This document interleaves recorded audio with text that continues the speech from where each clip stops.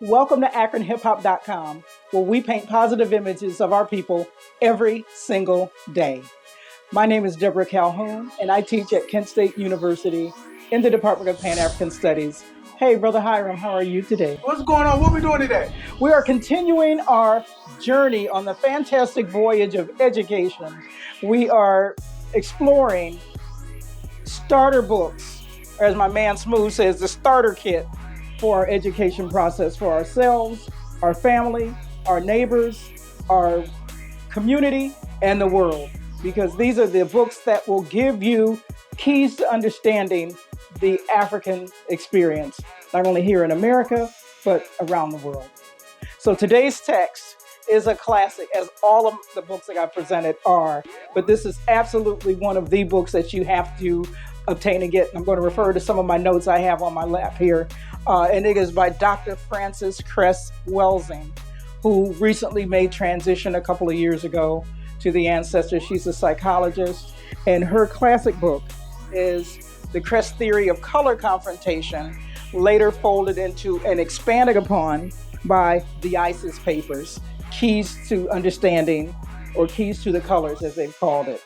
And this book is important because it gives you a psychological view of how and why things are for people who are living under oppression. And again, that oppression can be here in the United States. It can as well be on a global basis, because in her thesis, she presents that these ideas are meant to keep things as they are. She talks about the obvious numerical imbalance between folks with melanin versus those who don't. Those of us with melanin, and that's regardless of the amount of melanin that one might have, is easily 75% of the world's population. Those without melanin, those who are in power, those who maintain power, those who have power and have dominance over that melanated part of the world is 1/4 of the world's population. So we have a 75-25 split going on here. And she helps us understand why it is that these systems of oppression are global in operation, no matter where you may find oppressed people and those who dominate over oppressed people. Her work is the product of 18 years of studying how and why it is that white supremacy is a global phenomenon. She encapsulated this work into the Cress Theory of Color Confrontation and Racism in 1992. And I think it was really written a little earlier than that, because she had presented it at some psychological associations and things of that sort.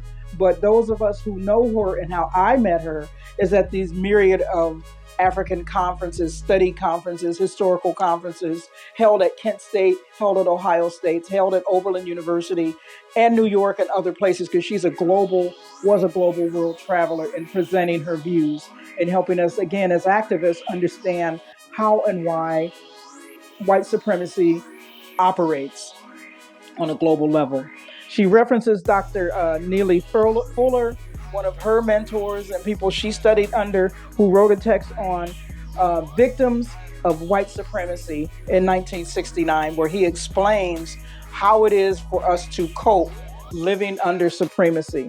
So it came out, as I mentioned, in 1992, her work based on Neely Fuller's work, and she expands upon it, but she talks about the idea of racism. And I'll read her definition as to how she presents it in all of her texts for our understanding.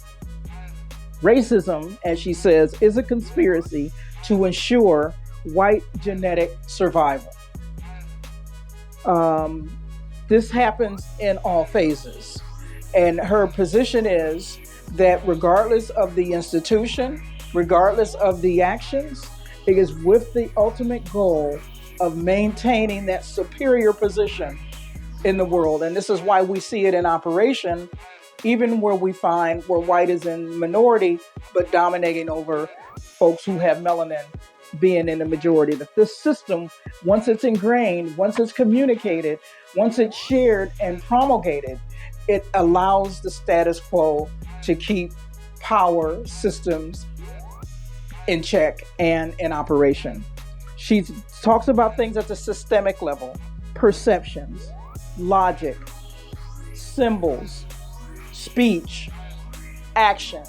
All of these systemic ways of operating are manifest and operating in these various type of institutional ways: economic, politics, education, symbols, speech, entertainment, labor, law, politics, religion, sex, and war.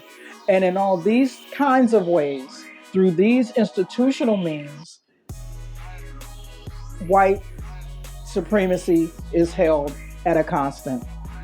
Her work reminded me, as I was coming into studio today, of a book that is coming out in June on the Second Amendment and how it has been used as a vehicle to maintain the superiority. Even though it's a new book coming out in a couple of weeks by a sister named Carol Anderson, it's called The Second: Race and Guns in a Fatally Unequal America.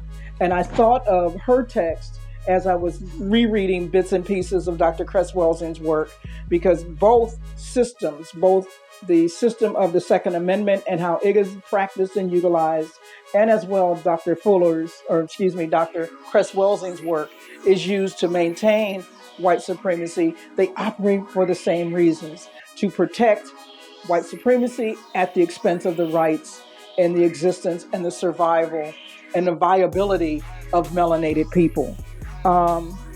She says these are ways with which Europe maintains its control.